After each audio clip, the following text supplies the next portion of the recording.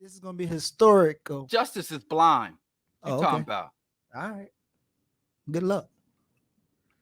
Don't they get So that that is paper, the paper, headline. paper, Minister paper, Louis paper, Farrakhan of the paper, Nation of paper. Islam is to sue the Anti-Defamation League and SWC, the Simon Wiesenthal Center, for defamation over anti-Semitic label on 28th anniversary of the Million Man March, which took place on October 16th, 2023. The Honorable Minister Louis Farrakhan and the Nation of Islam have filed a lawsuit against the Anti-Defamation League, its CEO, Jonathan Greenblatt, recently on the Black Breakfast Club, the Simon Wiesenthal Center, and Rabbi Abraham Cooper of the Wiesenthal Center.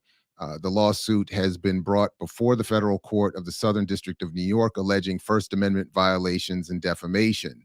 For over 4 decades, the defendants have labeled Minister Farrakhan and the NOI as anti-Semites and anti-Semitic based on theological differences in Minister Farrakhan's critiques of some Jewish community members, among other issues.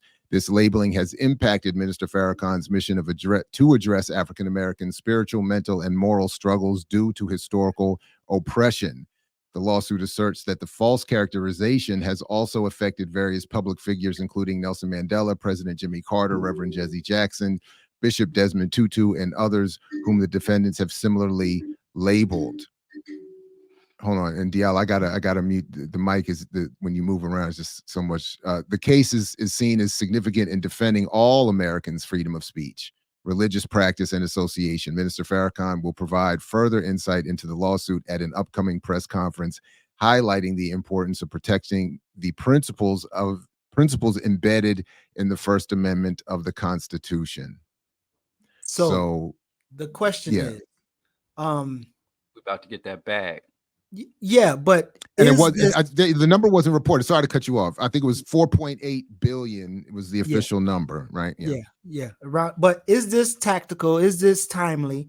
Because I was looking up Abdul Arif Muhammad Sr., who's his lawyer, who's in Baltimore and DC, and they've been dealing with this since at least 1995 during this HUD situation where the Nation of Islam their contracts was being exposed to see. Are you saying the Nation of Islam had federal contracts? Wait, slow down, brother. Slow down, with brother. The devil? Wait, slow down, brother. All I'm saying is people who are part of the Nation of Islam had contracts with HUD, and then Islam became on trial, shall I say. But anyway, since 1995, they was actually dealing with this, right? So I'm wondering if this is the perfect time to do a lawsuit during this Israeli-Palestine latest news. Is it Farrakhan being tactically to delegitimize? Because he said we got evidence, we got proof that, because all those lies that they said that they call Israel a gutter religion and all these things that they took out of context from Farrakhan, these people have been sitting on this since 95. And now today in 2023, in the height of the conflict, a height of the conflict, they are ready to sue these buckras. So is this tactical? Is Farrakhan doing something? Is he in solidarity in a way in which he can help the situation over there? These streets. No? I don't think it's tactical. Okay. First, let me say this. I appreciate the fact that he's scamming the courts instead of scamming the Black community. Because like on the 28th anniversary of the Million Man farce, I'm very happy that he's, instead of organizing another march and draining resources, time, and energy from the masses of the Black community, that he has turned his sights and his eye to exercise the Farrakhan man on some other group than our community. So more power to him. Yeah, let his energies and focus go over there and leave us alone over here. So I think that's a win, regardless of how it plays out. The fact that we don't get we don't have another march on the horizon, which one was promised, but the fact that I don't see another march on the horizon, and this can take attention away from him continuing his cultish scam of the Black masses, I say it's a win either way it goes. So Jared, you're not with my conspiracy? You don't think it's a perfect timing? So that wouldn't be my version of the conspiracy, and I just don't have. So I'll just, well, the notes I wrote here are, I don't know to what extent this hasn't happened, but I would much rather be reading about a statement with this level of promotion and PR being said on behalf of a liberated Palestine. If there's going to be a comment on on that region or those communities at this time, I would rather see Minister Farrakhan and the NOI coming out with a strong statement, maybe to the level that Diallo had said before, condemning the violence of Israel. Why settle with a focus on little ADL when you could go after the big Zionist machine and say, stop bombing my fellow Muslims and Ain't no everyone money else. in that. Okay, so that's what not I where would the money rather. reside. Similarly, I asked, why wouldn't he argue for what I would believe would be the first time in its history that the International Criminal Court target an extension of, if not a literal, geographic participant in Western Empire, by saying bring Israel and or the United States up on charges for what they're doing in terms of genocide and colonization. And if he wants to speak on behalf of the internally colonized Black masses here, say, hey, I want to bring. So in other words, if lawsuits is the preferred tactic, why not go at that level and say, I'm going to sue the United States and Israel for all and more that we are owed in reparations? Why stop at 5 billion and start getting into the trillions with zeros on it? And then lastly, I'll stop here and say that I think it points towards theater with this, as you mentioned, this long cyclical historical back and forth between the NOI and the ADL, which ultimately only benefits or mostly benefits the ADL and its constituents, because they can keep turning around and using Minister Farrakhan and this amorphous rise of Black anti-Semitism to fundraise and further ensconce themselves in their own communities, with the fact that I'm not aware of, I don't watch all of it, but in the statements that we've been, the report we just read here and over the years, I'm not also aware of Minister Farrakhan or the NOI, even if they do target the ADL, for calling out the ADL for its historical role in conservative reactionary colonist politics, where spying on Black liberation movements, spying on pro-Arab resistance movements, and working for the state, working for empire.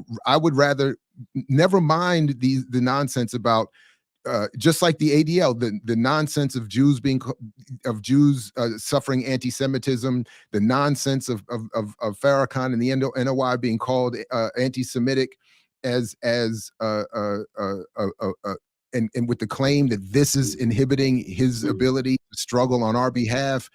That part to me is I struggle to find value in that. So that's why I would much rather see in these kinds of statements, if you're going to call out the ADL, there's so much more that they could be called out for than simply calling members of ours or other communities anti-Semitic.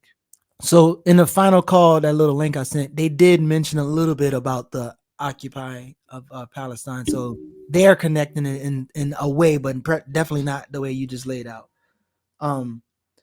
But also, so this judge, Denise L. Cote or Cote, whatever how you pronounce it, I don't know how or why they select her or what's going on or whatever, but she has this stance that she's against. She was tough against Apple. She's tough against major corporations.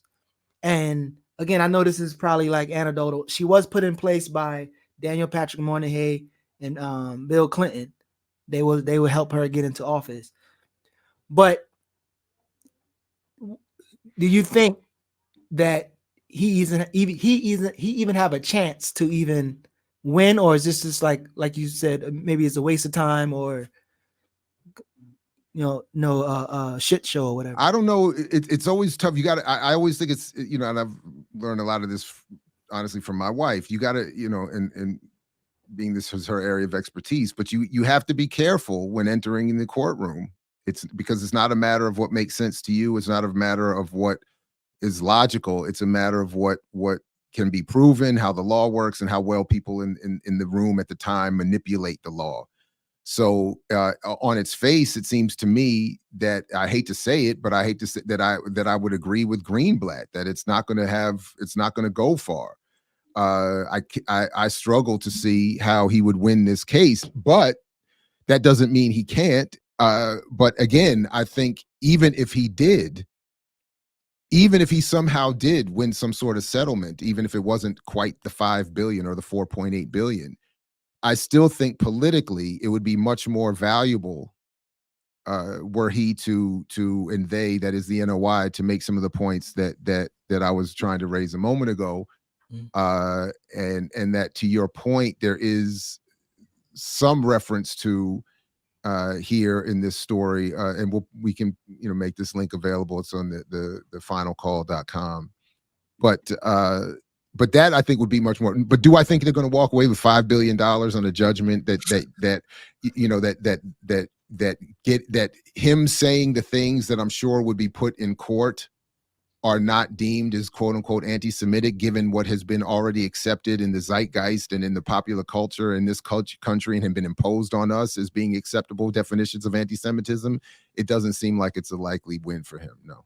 Right. So Diallo, if he wins and at least a few of those statements are exposed as I'm sorry to cut you off, but I do just want to shout this out that they do. I'm sorry, they do have a section here in pattern and history of violations while posing as a friend of numerous civil rights organizations. The ADL worked jointly for decades with the FBI, conducting illegal surveillance and monitoring of these organizations. So, all right. So to that, I mean, to be fair, I got to give him credit for that. I stand somewhat corrected on that, but I would rather this be the headline of the lawsuit than the anti-Semitism. But then wait. So FBI, as if the NOI can also be leveled that same accusation in another case. Yeah. Wow. Okay. So, well, now you're bringing up other old stuff. Like I said, the bow tie calling the yarmulke black. So Diallo, if Farrakhan has some level of victory for some of his legit critiques on Israel to be removed from the idea that's anti-Semitic, will that help people on the left, or will that help paint a better picture? No, because the NOI is not a leftist organization. We Why know would that help the left? What I'm saying to give is more resources to a right-wing cult. I'm not talking about the resources per se. I'm talking about if it's publicly known that these legit critiques are not anti-Semitic, will that push people into actual real critiques that people on the left have? No, I think any level. I think both sides. I think that if Farrakhan loses, he's going to condemn the racism and say the Jews control the court or some rhetoric like that. If Farrakhan wins, he's going to say that the courts validated the same devil courts were right, so he can get justice from the devil. It's really, this is not about the people and freedom of the people. I think that the Nation of Islam, what is so bad is that they do have legitimate criticisms against the ADL. The ADL is a reactionary and repressive organization, and they do utilize the rhetoric or the title of anti-Semitism in order to silence outrage against atrocities committed by Israel and exploitation done by Israelis. So it's the right thing coming from the wrong source, because the Nation of Islam also has its, I don't know if we could call it baggage, but I don't think that the masses or the common people have that much dog in the race, because and it's something because just like the Zionists, the role that the Zionists play within the Jewish community, we look at a lot of things that the Zionists and the reactionary right-wing Jews, conservative Jews, the role they play in the larger community, but internally, the impact that Zionism and the Zionists have on people who are of that Jewish Ashkenazim impact. And so when we look at Farrakhan's fight against the white devils externally, and we a lot of times ignore the internal impact, or even worse than ignoring, as when you quoted Howard Zinn, you know, omission versus a lie, the internal impact and how we distort the impact that the Nation of Islam cult has had on our people. So both of these organizations. I didn't mean to pull that lady's picture up while you was talking about white devils, by the way. That was just pure coincidence. You messing up Farrakhan's chances, dog. That just messed up his whole chance. Clarify that production error and accident of timing. Yeah, and again, I think this is just like another scam. I think this is yet another money grabbing scam. I must say, by a reactionary cult. So the Catholic judge who is presiding over the Black Muslims and the Jewish and the Jews, white people, right? She actually used to teach African American history. So sounds like the beginning of, oh my God, it's even better. It sounds like the beginning of a joke, a good joke. The African American Studies professor, Irish Catholic judge, is Roman Catholic. A Jew and a Muslim walk into an Irish Catholic African American Studies professor's courtroom, and the punchline is black people. That's what the punchline is, right? Yeah. And I thought that the United States, the whole damn country, was supposed to face divine justice. With a little help from a federal lawsuit. Is that divine? I read Fall of America. Look, all he's hoping to do is go to the court and hit a home run. Yeah, and grandstand. But I think it's unfortunate. I do think it will further bolster the cult of personality around Farrakhan and the Black communities. The fact that he says that, you know, being labeled anti-Semitic has hampered his ability to fight for us when for the better part of the last 4 decades, if not half century, he's been one of the most prominent and respected people within the Black community. And I've yet to meet a Black person on the face of this earth who says, I don't like Farrakhan because he's anti-Semitic. You know, I know a lot of people who don't really rock with Farrakhan, but I ain't met one, and I am one of them, but I ain't met one Black person who says, I don't like Farrakhan because he's anti-Semitic. Now, I ain't saying they're not out there. I'm not saying those coons, but them ain't the type of coons that are going to be involved in any other type of Black action. So I don't really know how he says, well, I've been hampered in my efforts, you know, because I know what has hampered his efforts. And I don't think it's the ADL, but unless you could argue I think they deserve each other. Unless you could argue that he would get more time on more popular media to therefore become more popular. That's the path. I'm just saying that's the only the white devils wouldn't platform me.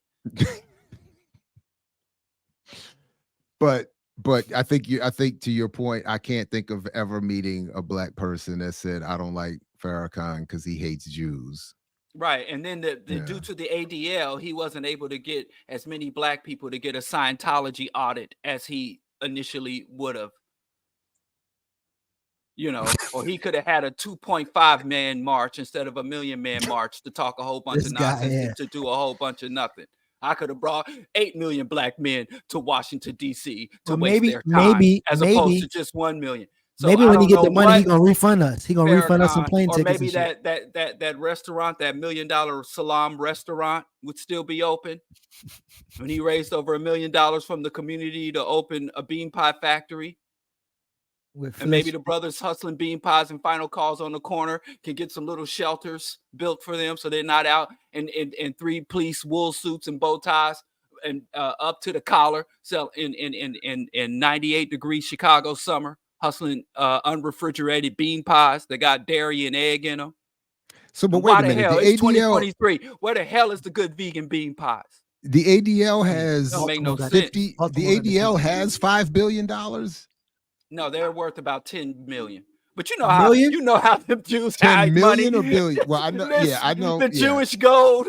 they the Jew even gold. hid it from my own half of my own family. They even Exactly. hid it from So them. yeah, they only worth a few $1 million. But you know, Farrakhan's Yo! gonna find that Jew gold.